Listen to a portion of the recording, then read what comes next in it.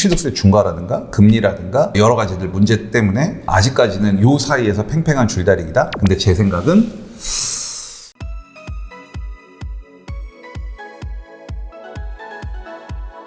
헬로, 부동산 형사 전문 이승은 변호사입니다. 오늘은 재개발 강의를 하시면서 재개발 전문 투자자로 활동하시는 잘 사는 흥부님을 모셨습니다. 흥부님 안녕하세요. 네, 안녕하세요. 저희 구독자분들은 이미 많이 낯이 익으실 텐데 그래도 혹시 모르시는 분들이 있기 때문에 자기소개 좀 부탁드려도 될까요? 네, 안녕하십니까. 저는 재개발 투자 전문으로 하고 있고요. 잘 사는 흥부라고 하고 있고, 친절한 고수의 로또 재개발 저자이기도 하고, 현재는 건국대학교 미래지식교육원에서 재개발 재건축 전문가 양성과정의 강사로 참여하고 있습니다. 요즘 어떻게 지내셨어요? 바쁩니다. 요새 특강 하나 새로 만들어서 하는 게 있어가지고요. 그거 지금 계속 하러 다니고 있고, 임장하고 있고, 변호사님이나 이렇게 여러 채널에서 불러주셔가지고 방송 촬영하고 하느라고 바쁘게 지내고 있습니다.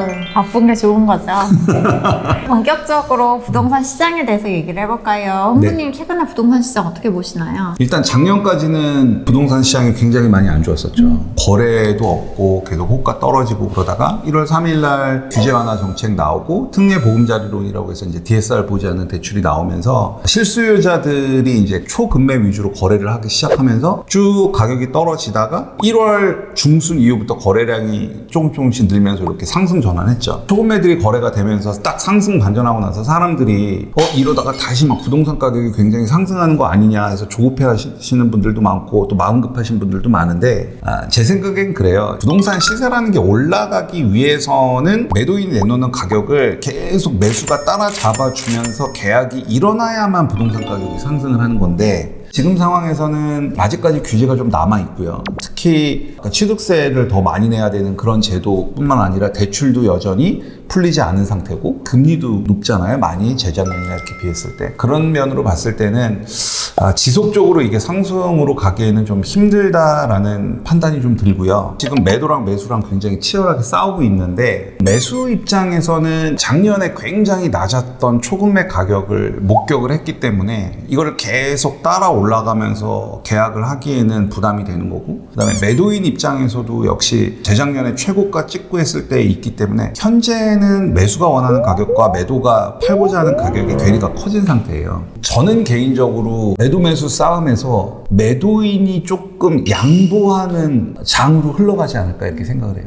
그 의미는 매도인이 조금 급하신 분들은 거래가 되면서 호가가 좀 올라왔지만 다시 낮은 호가에서 매물을 좀 내놓지 않을까, 그게 제 생각인데, 요 대전제는 지금 규제랑 똑같고 지금의 금리 상황과 똑같이 계속 시장이 흘러간다고 했을 때의 상황인 거고, 만약에 이제 규제가 더 많이 풀리고 금리가 계속적으로 떨어지고 했을 때는 시장 상황이 변할 확률도 있다는 거죠. 여러분들께서 지금은 막 성급하게 이 가격이 막 오를 것 같다 그래서 막 추격 매수하고 그럴 상황은 아니라고 좀 보여지고, 금리가 앞으로 어떻게 되는지 지난번에 제가 와서 페드워치 툴 한번 보여드렸었는데 여러분들 한번 체크해 보시길 바라겠고, 금리 동향이나 앞으로의 정부 정책 그런 것들 한번 보면서 시장을 모니터링을 하는 게 바람직하다고 판단이 됩니다. 흥부님 그러면은 재개발 전문가로서 재개발 시장은 어떻게 될까요? 재개발 시장은 기본적으로 가격 자체가 아파트와 연동돼서 움직일 수밖에 없어요. 사실 제가 지금의 재개발 시장을 놓고 보면 제가 생각했던 것보다는 가격이 좀 덜 떨어져요. 그 이유는 뭐냐면, 예전에 그러니까 제가 첫 투자가 2009년이었는데 2000년 초반까지 굉장히 가격이 상승하다가 2008년에 리먼 브러더스 사태 터지면서 급락했다가 다시 회복했다가 쭉 한 3, 4년 떨어졌었던 그런 사이클을 가지고 있었는데, 그때 당시에 재개발의 가격은 예를 들어 아파트 가격이 한 10% 떨어지면 재개발은 거의 20% 떨어지게 됐었어요. 하락폭이 훨씬 큰 거죠. 근데 그 이유는 뭐냐면, 기본적으로 아파트 같은 경우는 가격이 떨어진다 하더라도 누군가는 그 아파트를 원하고 누군가는 살아야 되잖아요. 그래서 시세보다 조금 낮은 가격에 내놓으면 거래라는 게 체결이 됐어요. 투자 수요뿐만 아니라 실수요라는 게 있기 때문에 거래량이 계속적으로 지속되면서 시세를 어느 정도 견인해주는 역할을 하는 건데, 재개발 같은 경우는 실수요를 위해서 빌라를 사지는 않거든요. 투자 수요로 들어가니까. 그러면 부동산 가격이 하락할 때 투자 수요가 막 재개발의 빌라를 살 이유가 없죠. 그러니까 당연히 가격의 하락폭은 훨씬 컸었단 말이죠. 그게 지난 하락장의 일반적인 상황이었어요. 그런데 이번 하락장에선 제가 생각했던 것보다 재개발의 하락폭이 되게 낮은 거예요. 그래서 그 이유를 보니까 첫 번째 이유는 뭐냐면, 낡고 저층 노후 주거 지역에 있는 그런 굉장히 오래된 빌라가 아파트가 된다라는 거를 사람들이 상상을 못한 거예요. 그때만 하더라도. 왜냐하면 그런 사업을 해서 성공했던 사례가 한 번도 없었기 때문에. 그랬는데 20년이 흐른 지금 딱 보니까 그 막 노후됐던 빌라들이 마포 레미안 프루지오가 돼 있고 신촌 그랑자이가 돼 있고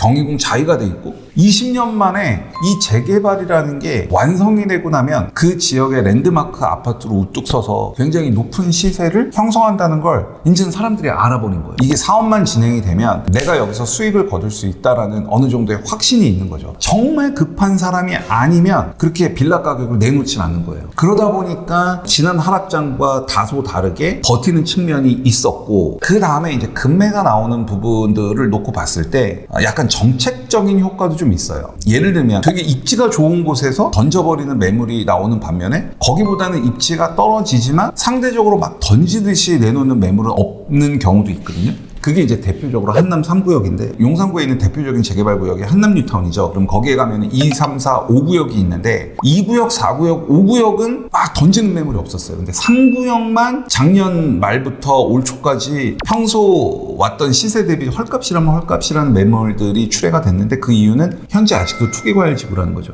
용산구가. 근데 재개발 같은 경우는 관리처분 계획 인가라고 재개발 전체적인 절차에서 상당히 뒷부분에 있죠. 관리처분 계획 인가가 나면 투기과열 지구에서는 조합원 지위양도 제한이라는 게 가해지면서 짧게는 뭐 7, 8년 동안 그 물건을 갖고 있는 주인이 재산권 행사를 하지 못하죠. 그러니까 팔 수가 없는 거죠. 그러면 한남 3구역에서 관리처분이 딱 나는 순간 내가 갖고 있는 부동산을 팔지를 못하니까 얼마 동안? 7년에서 8년 동안 미래가 되게 불확실을 하잖아요. 그런 매물들이 나왔던 거죠. 그래서 한남 3구역에 작년 연말부터 올 초까지 그렇게 던지는 매물이 나왔어요. 그러다 보니까 이 역량이 어떻게 파급이 되냐면, 예를 들어서 노량진 뉴타운에 투자하려는 사람들이 보니까 한남 뉴타운의 가격이 되게 매력적이거든요. 입지적으로 보면 노량진 뉴타운보다 한남 뉴타운이 좋다는 건 누구나 다 아는 사실인데, 그런 던지는 매물이 있다 보니까 그게 뭐 노량진이나 부가연이나 뭐 이쪽까지 좀 영향을 줘서 나왔던 매물들이 좀 있었던 거죠. 서울의 전체적인 재개발을 놓고 보면은 그런 성공 사례를 기반으로 해서 던지는 매물이 없었지만 정책적인 요인들 때문에 던지는 매물이 있었고, 그 던지는 매물들이 상위급지에서 나왔을 때는 하위급지에 영향을 미치는 경우도 있었다. 요 정도로 정리하면 될 것 같아요. 지금은 어쨌든 근데 아파트 시장이 초급매들이 거래가 되면서 반등했잖아요. 재개발 시장도 똑같아요. 제가 어제 노량진 뉴타운에 임장 갔다 왔는데 가서 보니까 막 나와 있었던 초급매 물건들은 다 거래가 됐더라고요. 그리고 일정 수준 프리미엄 값이 살짝 올라가지고 이제 매물들이 나와 있었는데, 이 한번 올라버린 거에 신규 매수가 막 붙는 상황은 아니었어요. 이 사람들이 달라붙지 못하는 이유는 아까 말씀드렸던 취득세 중과라든가 금리라든가 여러 가지들 문제 때문에 아직까지는 요 사이에서 팽팽한 줄다리기다. 근데 제 생각은 지금 정책과 금리가 그대로 간다라고 하면 매수인이 달라들어서 가격이 올라갈 확률보다는 매도인이 지금 호가에서 조금 내려서 거래가 성사되지 않을까라는 게 제 생각이에요. 재개발 시장도 아파트 시장과 마찬가지로 네, 보합이다. 네, 보합 정도가 조금 내려갈 것 같다라는 게